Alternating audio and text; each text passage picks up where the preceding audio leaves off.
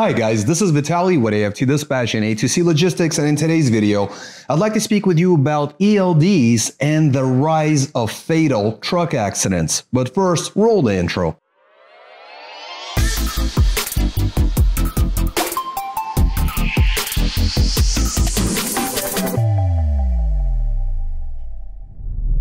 Welcome back. Before we get started, I'd like to ask you to please like the video, be sure you subscribe to the channel and hit the notification bell so you never miss a single release of our videos, where every Friday we're talking about something that could benefit you in your trucking businesses, in your trucking careers, as well as cover the loads we've successfully booked for our customers, consisting of leased owner operators and carriers operating out of their own MC authorities, running under our truck dispatch services.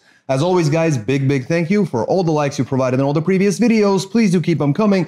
And let's talk about ELDs and the rise of fatal truck accidents all the way back since 2018 when the ELD mandate went into effect. Guys, there is no overstating the importance of safety regulations, and that's why the electronic logbook mandate was put into place in 2018. Now, a lot of companies were using ELDs. A lot of companies are using AOBRDs, which went out and were replaced by ELD. So a lot of companies were already using that technology. However, until 2018, until the entire industry was forced to switch over, people were definitely hesitant. They were still running on AOBRDs and in some cases even paper logs for certain exempted equipment.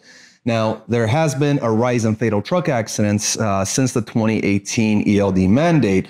Now, just to kind of give you guys an idea, truckers know this stuff, but non-truckers, just so you have an idea of how this functions, truckers are allowed to work an 11-hour day of driving in a total of a 14-hour period. So that's kind of how that breaks down.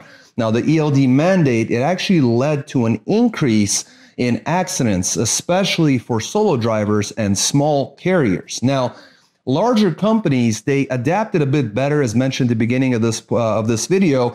They were using this equipment earlier. Some of them were using AOBRDs. Other companies were fully ELD compliant prior to this becoming a national federal law and requirement to switch to ELD equipment for equipment older than 1999 for trucks, semi-trucks.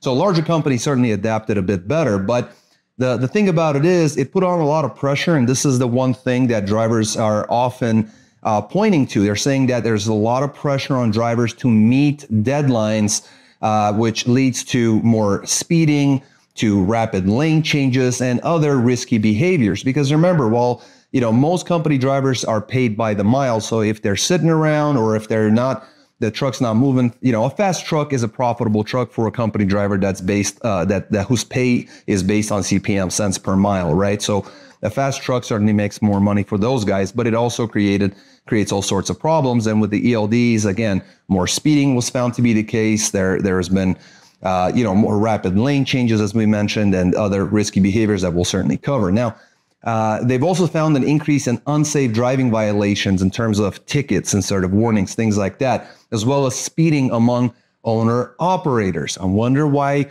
that might be the case. Now, another issue is lack of truck parking and also finding a good spot for yourself. So this is an ongoing issue. We've talked about it in previous videos. If I can dig it up, I'll definitely leave a card here in the corner for you guys. But drivers only get paid by the mile. They're sitting around waiting for lumpers to load or unload, waiting to get on a road, get those miles under his belt. And at the end of the day, he's got to look for truck parking. Those are hard to come by. Oftentimes, you got to go back in the wrong direction. You have to account for that on your clock, and so that's not paid time, right? So there's unpaid overtime work. There's idle time. All these things are cutting into a CPM driver's bottom line. And this has ultimately led to high turnover and more inexperienced drivers being added onto the fleets to compensate for these things, which also led to more speeding tickets, more accidents, more fatal accidents, unfortunately, and on and on and on. So regulations, at least in my mind, should consider the realities faced by truckers. I think a lot of the lawmakers, the legislators did not even spend a single night in a truck cab in a truck parking lot, at a shipper receiver on the side of a highway. And maybe if they did, they would have a different understanding of what truckers go through, day in and day out on a daily basis, where they have to sleep, what they have to wake up to, the struggles of everyday truckers every single day for weeks and months at a time on the road. Being away from friends and family, then having to deal with all these things. And on top of that, the ELD mandate, which seems to have actually created more problems than it has solved. So guys, would love to hear from you. I think this is definitely a loaded topic. I would certainly love to hear your comments, your position on all of this. I think this will definitely be an interesting one. So please leave your comments in the comment section below. Make sure you smash the like button, subscribe to the channel, hit the notification bell.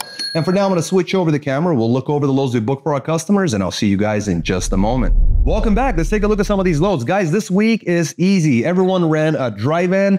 All the rates are higher. The gross dollar amounts are better. And in many cases, what we're going to see is that guys were able to make a ton of money in under a week on the road. This is further proof that you can actually make over $1,000 a day, even in today's market. Now let's get started with Tex. I will say this though, even though it's just a regular dry van, Tex is vented, and this week he ran all hazmat loads. And so the proof is in the pudding. You can still make a ton of money without having any sort of special requirements. Guys, let's jump in. Dry van, Tex is the driver, Memphis, Tennessee, coming out to Danville, Virginia. It's an 18,000 pound light load of agricultural products, hazmat load, 719 loaded miles, booked at 2,200, got him 306 a loaded mile. Then Greensboro, North Carolina, Springville, Virginia, with a 43,000 pound load of flammable liquids, 298 loaded miles, booked at $1,000, got him 336 a loaded mile.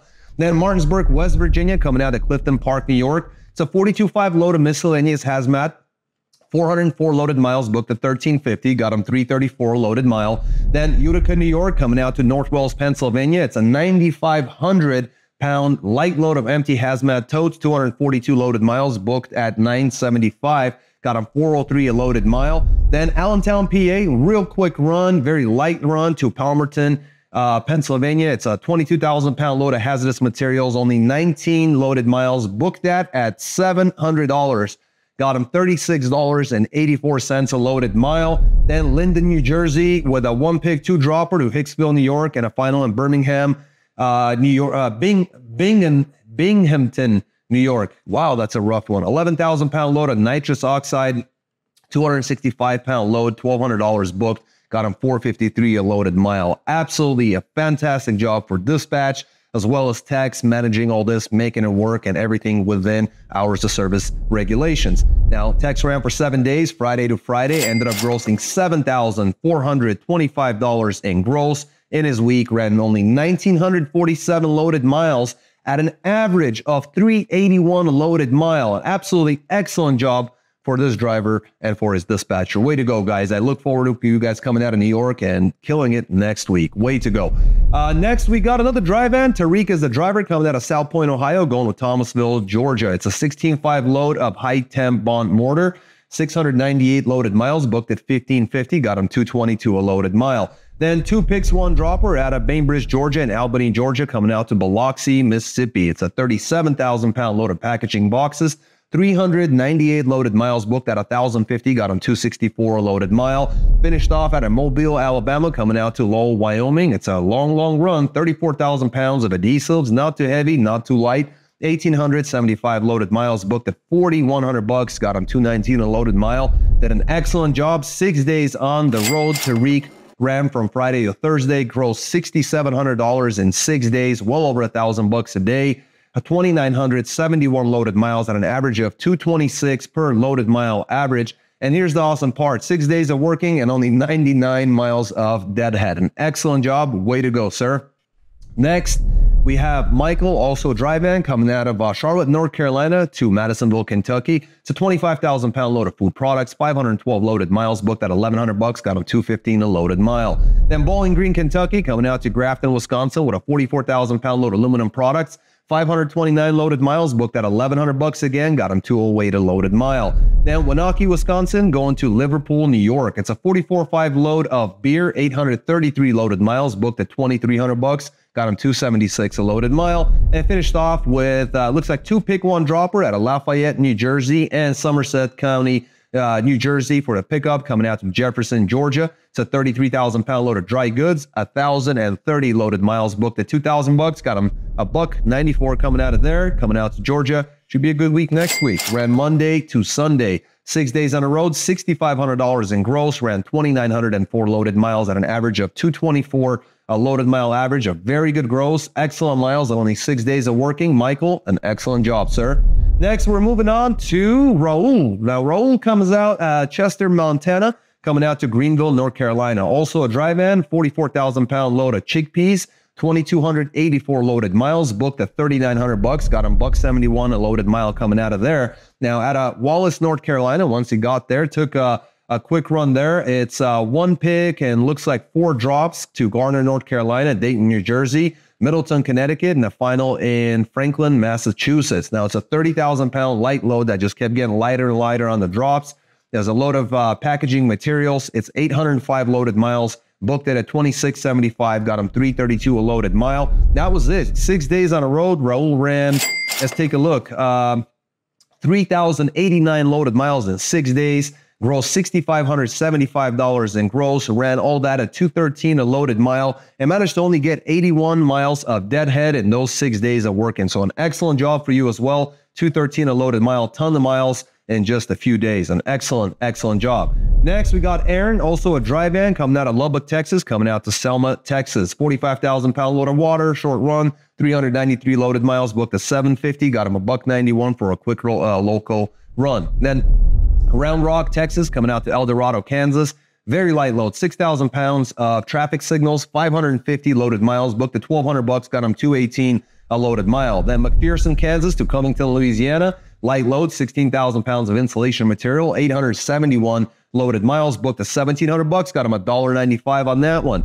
Then Gramercy, Louisiana, coming out to Jacksonville, Arkansas. 42,000-pound load of sugar that's granulated, 433 loaded miles, booked at $900, got him $208 a loaded mile. Then Conway, Arkansas for his final run to Grand Island, Nebraska. Light load, 12,000 pounds of tractors, 691 loaded miles, booked at $1,750 coming out to Nebraska, got him $253 a loaded mile, and took care of business. So 7 days on the road, Wednesday to Wednesday. Aaron ran $6,300 in gross, ran 2,938 loaded miles at an average of 214 a loaded mile average. An excellent, excellent job. And so a lot of the freight was quite light. And go ahead and get going with Brian, also a dry van. Mentioned everybody's a dry van this week. So don't tell me you can't make money in this market running a dry van. As you can see, you can make money. And Brian did exactly that. Princeton, Kentucky, coming out to Cheyenne, Wyoming. 33.5 on a load of palletized retail freight. 1,105 loaded miles, booked at $3,000, got him $271 a loaded mile. Then right out of Cheyenne, Wyoming, 0 deadhead to Brazelton, Georgia, with a 43,000-pound load of kitty litters, 1,474 loaded miles at $2,000, got him $1.36 a loaded mile there. Finished off with Tucker, Georgia to Brownfield, Texas. It's a 17,000-pound light load of Foyson packaging. Not sure exactly what that means, but sounds fancy. 1,159 loaded miles, booked at $2,000. Got him $1.73 a loaded mile. Now, here's the cool part. Brian ran for 7 days, grossed $7,000 in gross, ran 3,738 loaded miles in 7 days at an average of $1.87 a loaded mile, made a ton of gross, and only ran 36 deadhead miles. So an excellent gross, did a very good job. And I think out of Texas, definitely going to do very, very well next week. Welcome back, and thanks for sticking around. Guys, as you can see, compared to last week, the gross numbers are certainly looking better, as well as the rate per mile. Now, as you also saw, a lot of our guys made a ton of money in just 6 days on the road. And it goes without saying that every one of our loads are ELD and hours of service compliant. Now, every one of our dispatchers is trained to monitor your hours of service, make sure we never book something that can be picked up or can be delivered on time as agreed, something that's going to push you past your legal allowable hours, working hours. And ultimately, you're working with professionals. You know, we've been in the industry for well over a decade. Our dispatchers are true professionals. That we have a lot of connections with different brokers and other sources of freight. And our guys know how to negotiate. They know how to talk the talk and walk the walk. That's the reason why we've been producing these videos every single week for years and years and years. You're welcome to go through our playlist and look back during other market times and see what kind of money we're able to bring in for our customers. Now, the good news is that we work with both carriers and leased on owner operators. So if you have your own MC authority, free. You're welcome to come in. If you're a lease on owner operator working under someone else's MC authority, another outfit, you're certainly welcome. Very easy to get in touch with us. Simply call or text us at 801-448-6363 or get in touch with us on our website at aftdispatch.com. And until next week, guys, stay healthy, be wealthy. Take care.